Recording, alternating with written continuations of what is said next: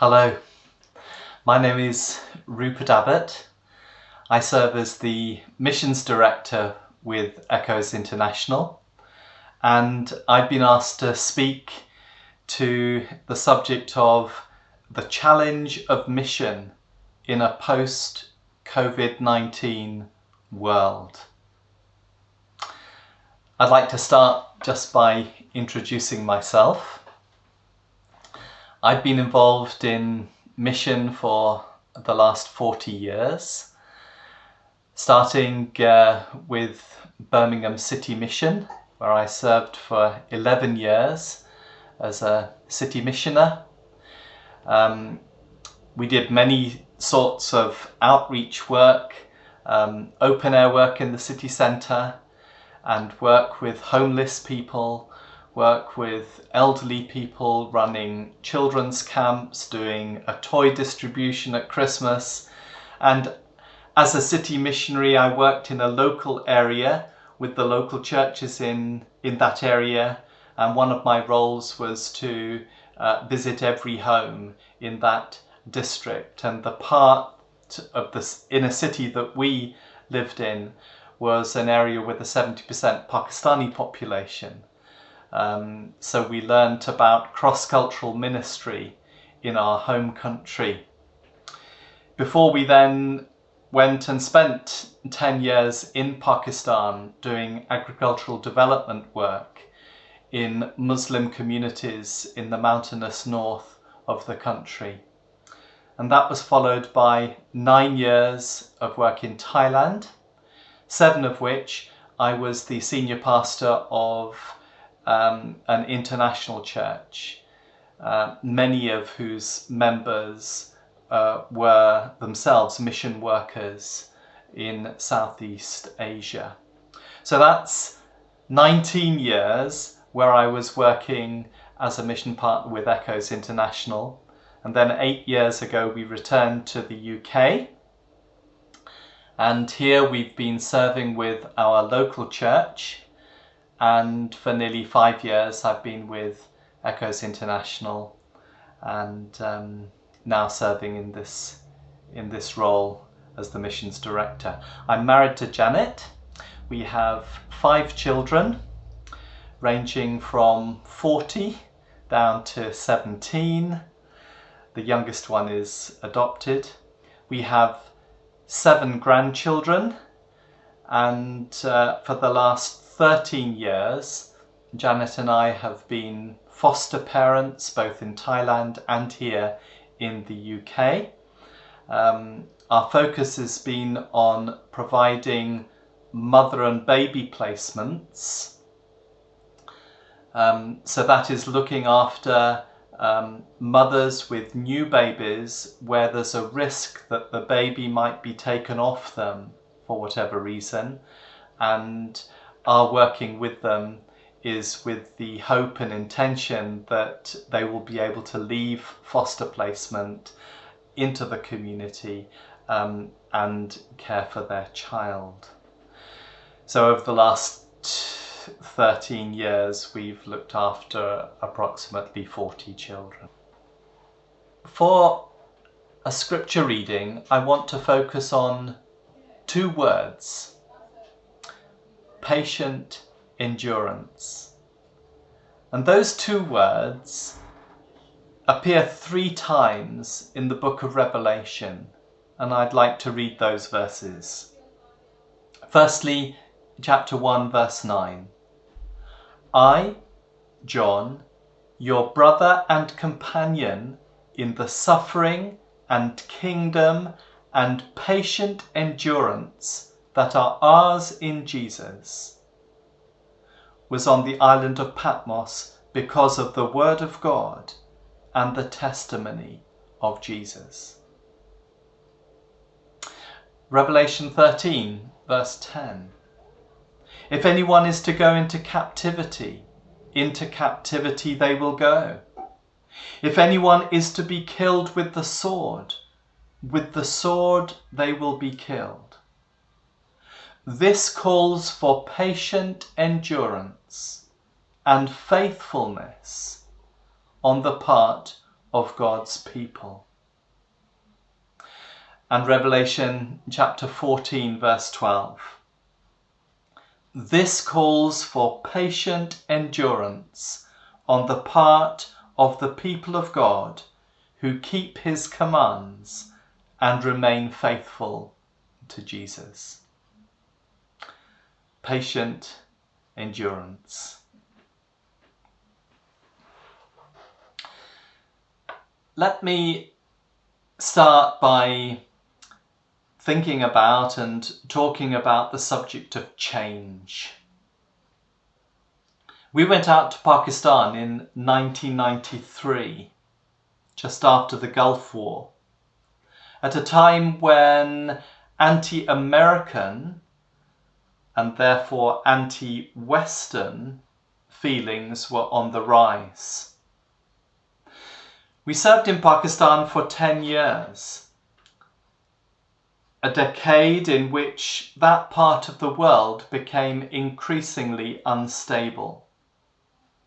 It seemed that there was always a crisis on one level, either local, national, or international, and sometimes a crisis on two levels at the same time, occasionally on all three levels.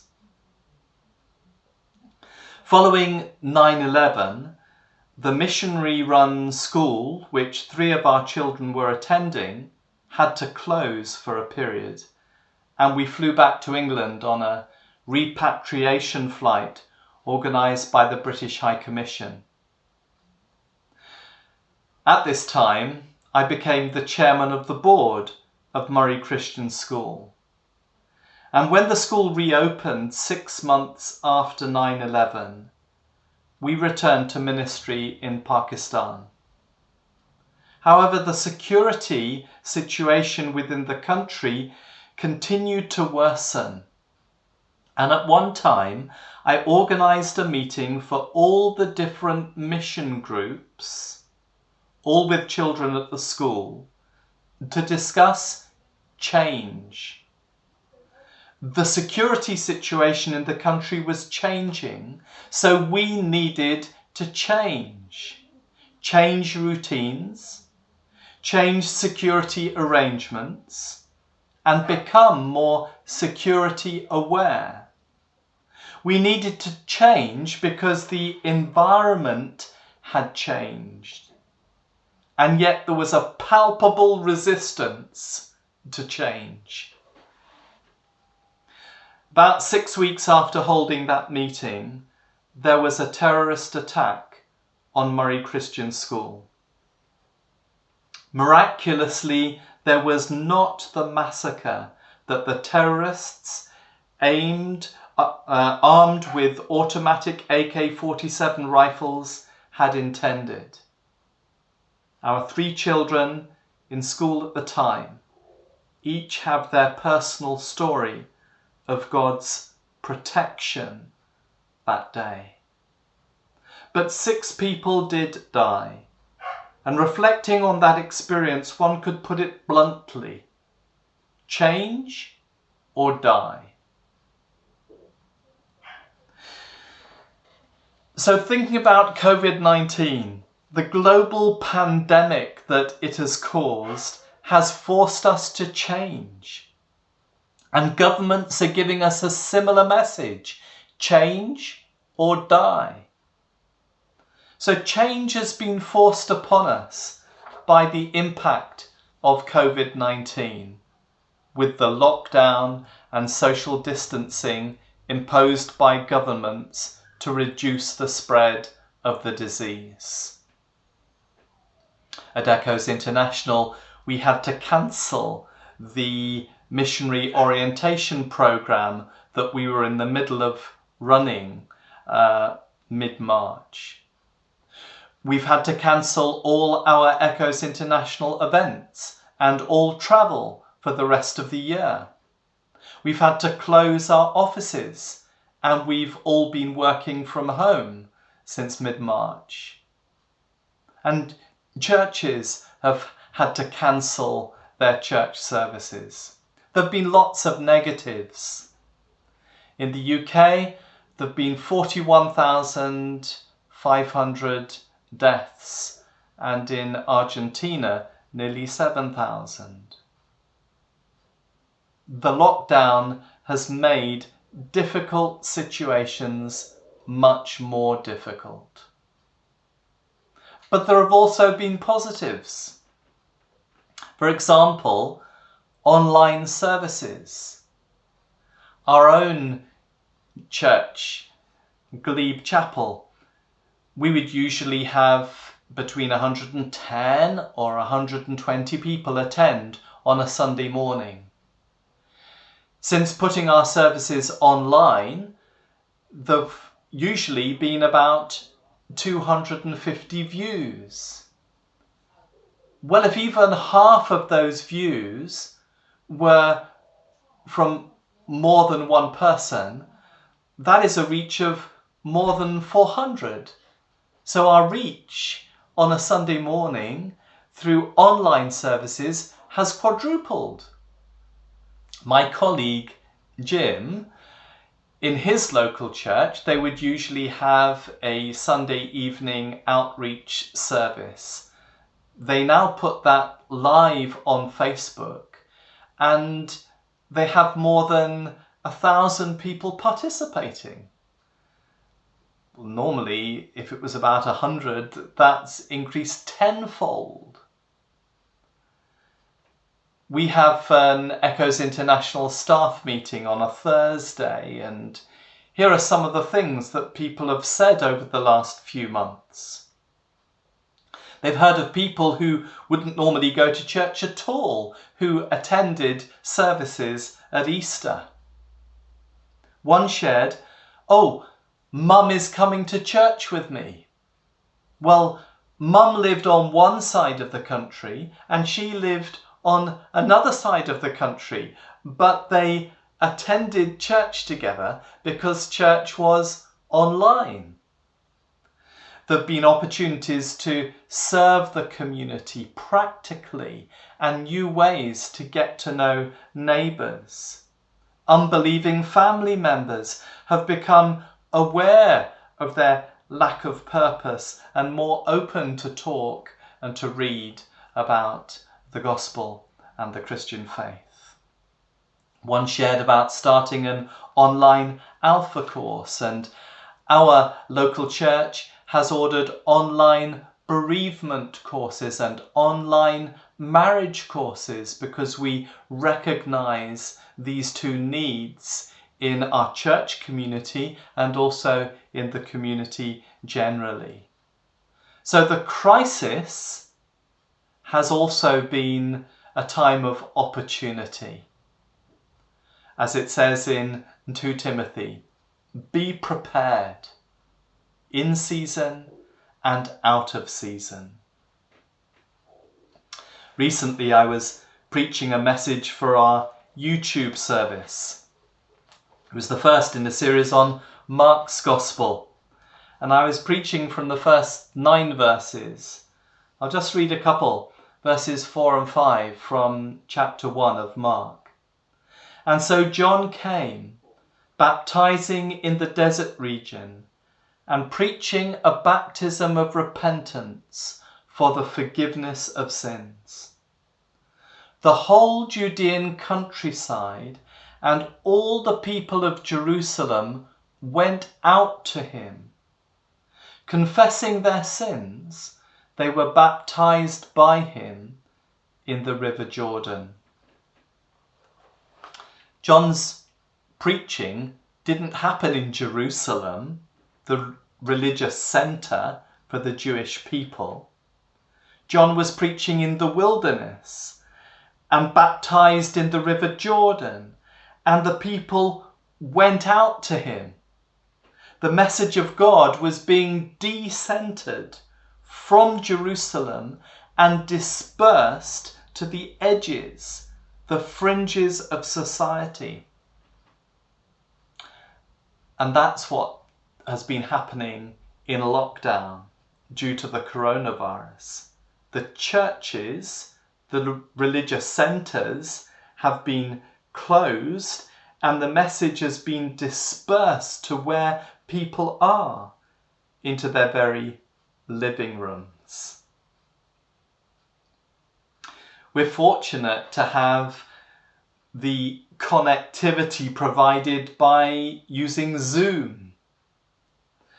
And at Echoes International, we had a program to connect with our 180 plus mission partners who serve in more than 30 different countries. We usually debrief our mission workers when they return to the UK. But now, with nearly everyone using Zoom, we've been able to connect with all of our workers where they are. Some were using Zoom for the first time. We tried to connect with a few missionaries in one call. One of those calls was to the Democratic Republic of Congo. Rachel was using Zoom for the first time, and another older missionary was trying to use it for the first time, but wasn't able to do so. So, in the end, Rachel phoned Mary, and Mary held her phone up to the computer screen so that we could have a call with Rachel and with Mary, who was on the phone. I have Zoom calls on most days and sometimes all day, so that by the end of the day I feel zoomed out. But for me to travel to my office in Bath takes me between 1.5 and 2 hours each way from my home here near Gloucester. So when I can work from home and use Zoom instead, then I can save 3 hours of commuting time each day. As churches and mission service groups, we need to embrace these new realities and embrace the change. We need to take aspects of change that this COVID-19 pandemic has pushed us to adopt and include them into our DNA, into our essential structure of who we are and what we do. We've seen the whole world brought to its knees by a microscopic coronavirus. It's interesting to note that corona means crown. And we need to remember that the Lord Jesus instructs us to keep watch and to be ready for the day when the world will be brought to its knees by the one wearing the crown of the King of Kings. Jesus' return as Lord of all is how God is going to wrap things up, how he's going to bring life as we know it to a conclusion.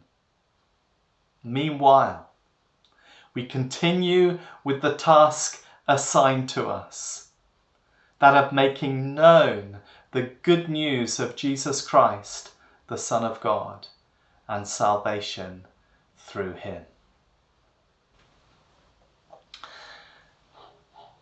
I want to talk about the pressure that this global pandemic has put on society and what we should do about that, on families and what we should do about that, the pressure on church and what we should do about that, the climate of fear, uncertainty and concern about the future that it creates, and our response to that, all in the framework of our call to mission.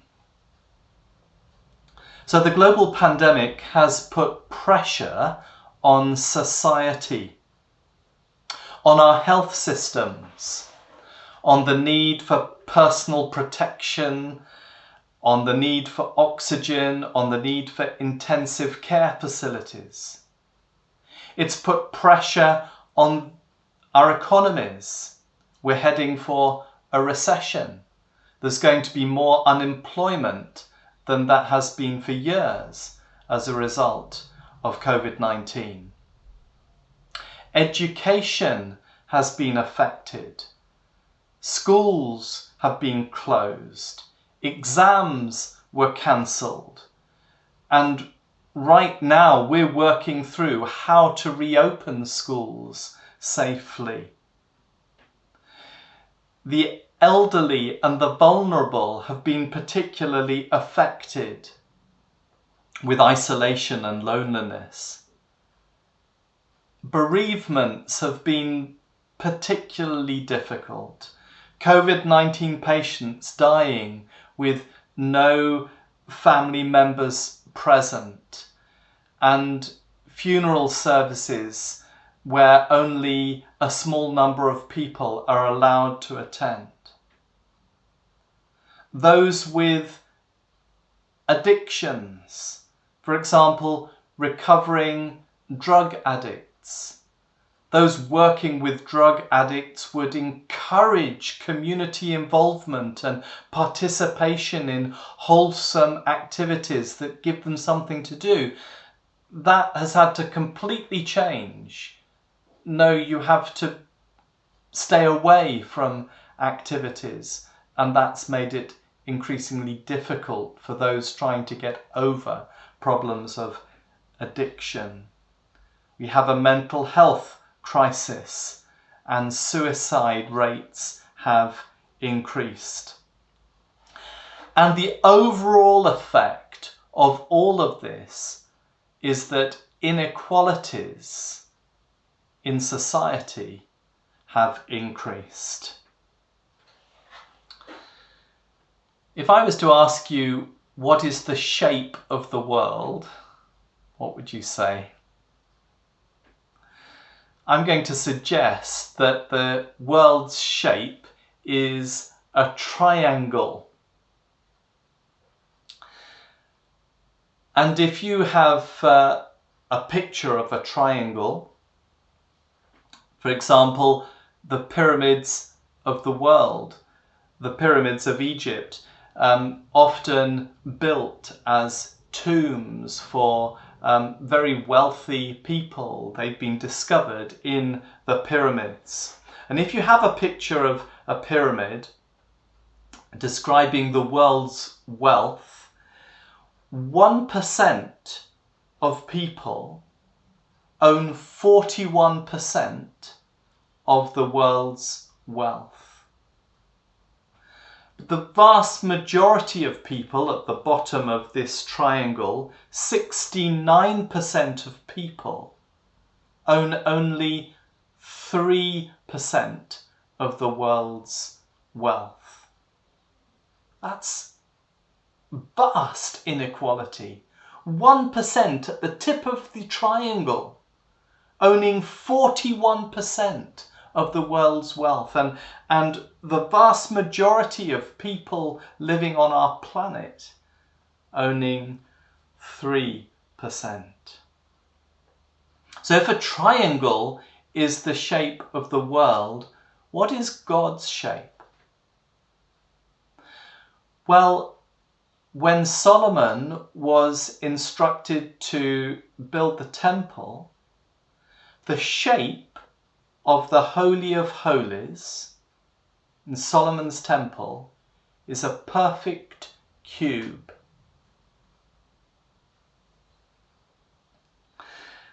And the vision in Revelation of the New Jerusalem is also a perfect cube coming down from heaven. Revelation chapter 21. Verses 15 to 16. The angel who talked with me had a measuring rod of gold to measure the city, its gates and its walls. The city was laid out like a square, as long as it was wide, And he measured the city with a rod and found it to be 12,000 stadia in length, and as wide and as high as it was long.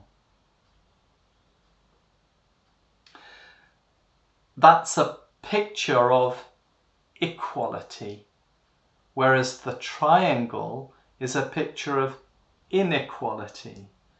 And in the story of the transformation of Zacchaeus after meeting Jesus, it's the story of somebody whose way of looking at the world changed from the world's way, the world's shape of a triangle, at which he was very much wanting to be at the top of that triangle, owning the most. And that's what he was known for, as a tax collector. But after meeting Jesus, he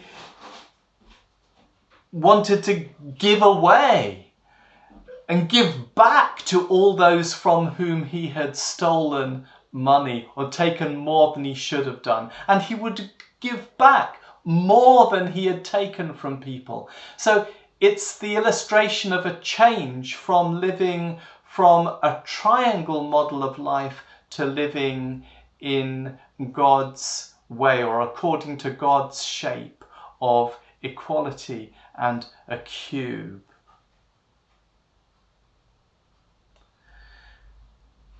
The theologian N.T. Wright says, Christians are called to live the life of heaven while here on earth. We're to practice equality, and we're to strive for it.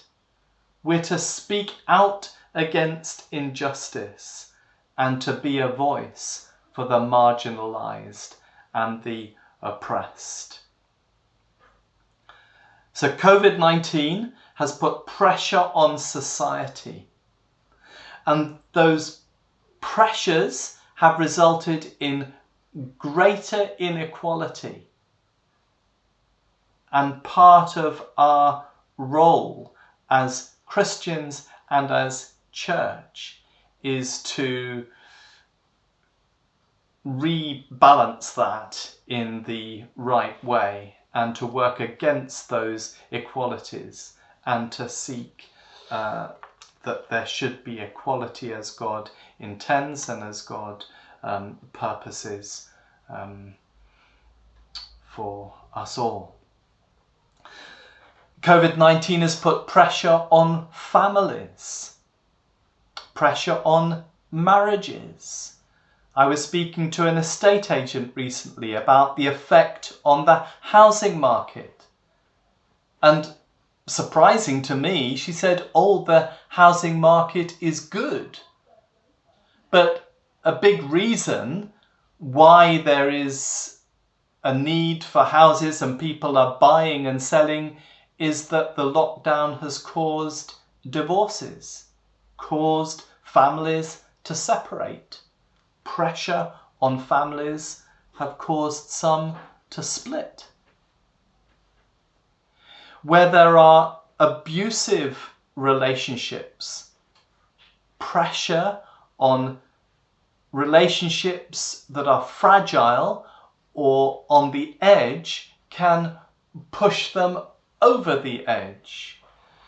Where there is worry over unemployment or where there is fear that they'll lose work, that can put pressure on relationships and families that were already fragile. On vulnerable children. My wife and I, as I've already said, are foster carers, and every day we're receiving requests from the local authority to take in children who need to be looked after. We're called as Christians and as church to care for the most vulnerable in society. So what is our response? James 1:27 articulates it. religion that God our Father accepts as pure and faultless is this: to look after orphans and widows in their distress, and to keep oneself from being polluted by the world.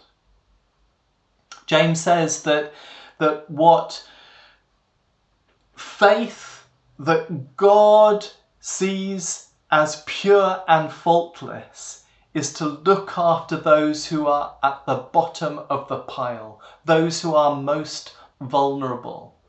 And the pressure on society as a result of the lockdown has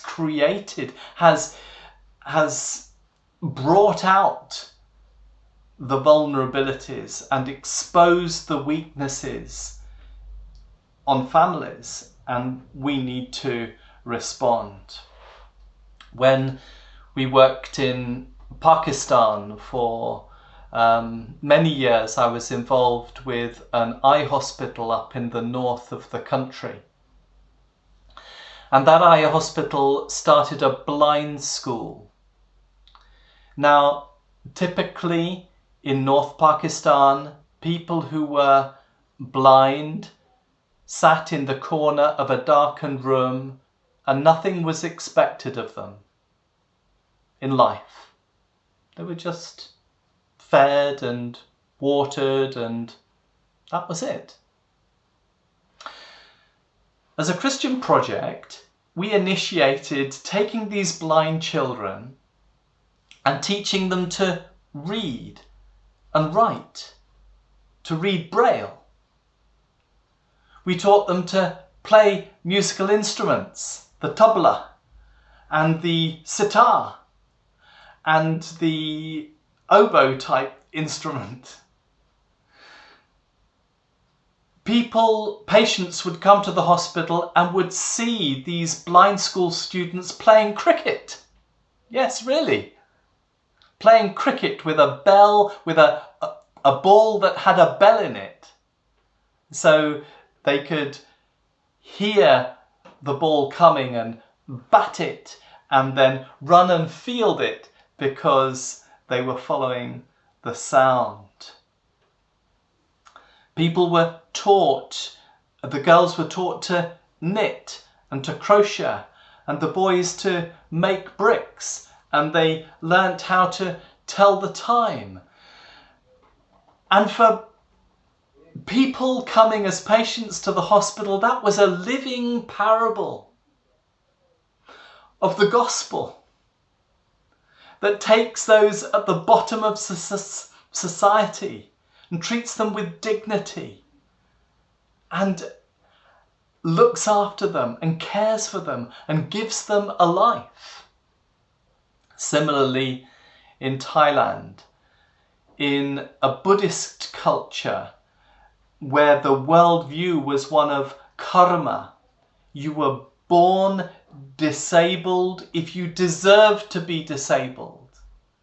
So children could be born deaf and nobody would bother to learn sign language or to talk to them because it was their fault that they were deaf.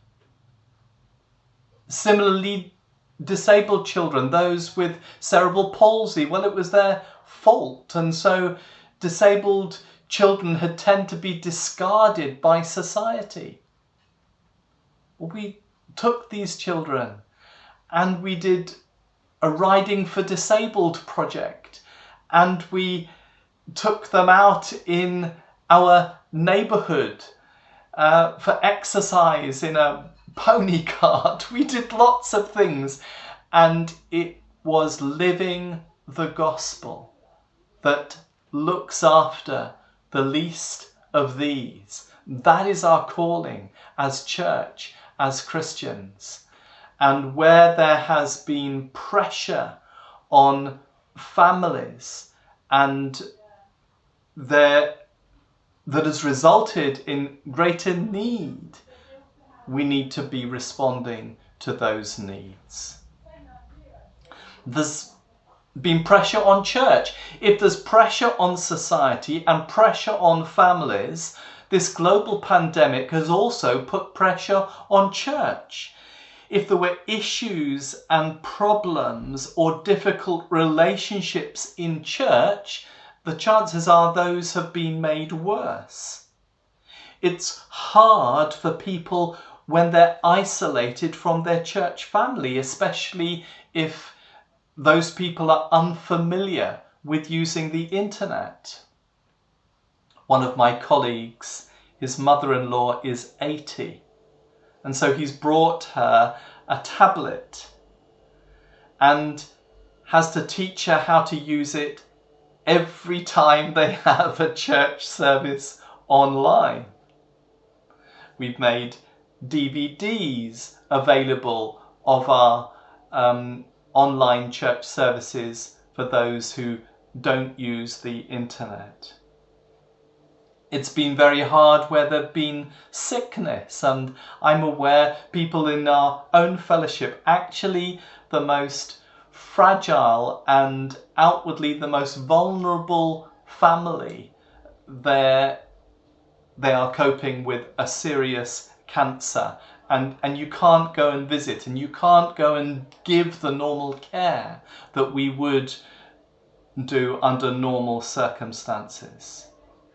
We've had to work out how to do church whilst complying with government guidelines. And we need to make sure we carry on being church, a light to the world. And as church leaders, therefore, we need to care for the church. 1 Peter chapter 5 and the first 2 verses. To the elders among you, I appeal as a fellow elder and as a witness of Christ's sufferings, who also will share in the glory to be revealed. Be shepherds of God's flock that is under your care, watching over them, not because you must, but because you are willing.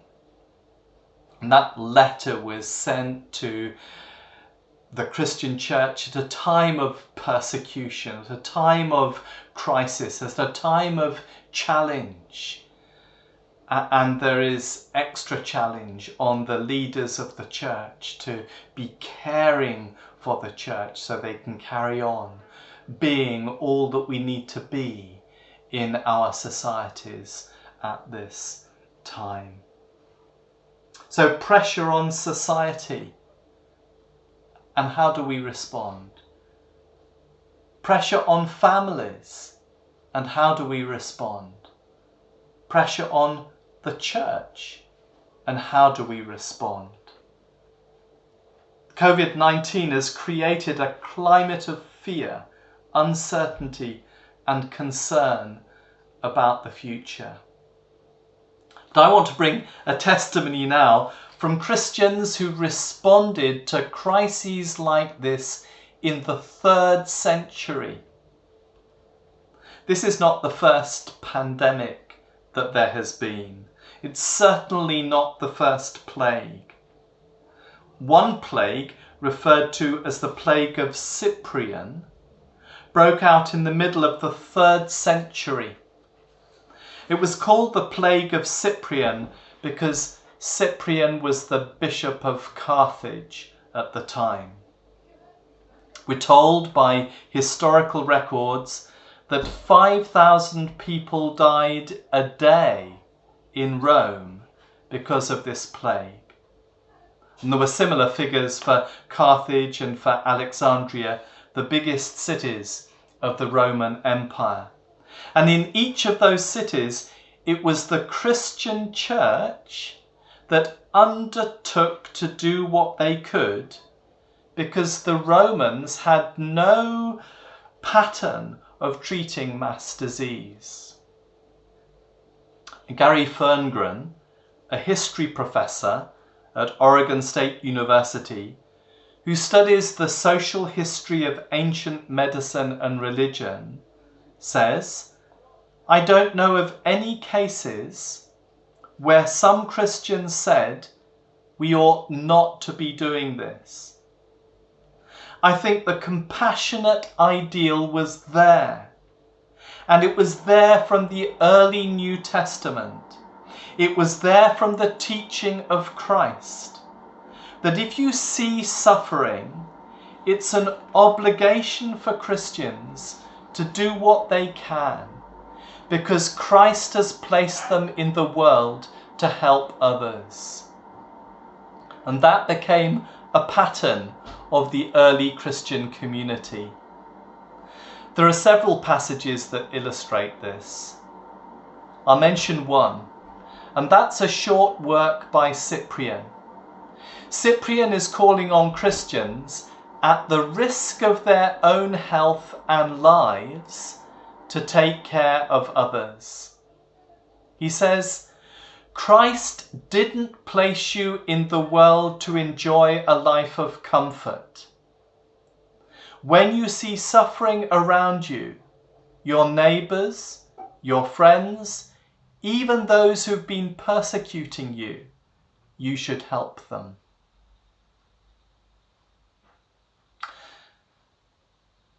That was as fine a statement as I know of the Christian obligation to care for others, says this professor. And it came from the 3rd century, written at a time of plague like the coronavirus. And we've got to work out how we do that while still following our government guidelines so that we don't damage the witness of the church, but we should be at the forefront of those offering help and reaching out to the most vulnerable at this particular time, and there are many. Jesus calls us, whoever wants to be my disciple must deny themselves, take up their cross and follow me. We're called, like Jesus, to be pain bearers for our broken world. And so to the call of mission, the Great Commission still stands. All authority in heaven and on earth is being given to me. Therefore go and make disciples of all nations. Charles Swindoll says this, whatever we do, we must not treat the Great Commission as if it is the Great Suggestion. Hudson Taylor said, the Great Commission is not an option to be considered, it's a commission to be obeyed. Preach the word. Be prepared in season and out of season. Go into all the world, from your own doorstep to the ends of the earth, and preach the good news.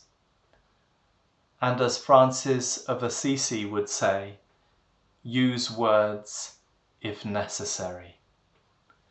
Preach the good news to all creation. I can't predict what permanent difference this global pandemic of COVID-19 will make on my life or on the need of world mission. But I do know that what is important for all of us who follow Jesus is to answer his call, to grasp the opportunity of our time, our day and generation, to discover the purposes of God in the crisis, and to pray for the coming of his kingdom.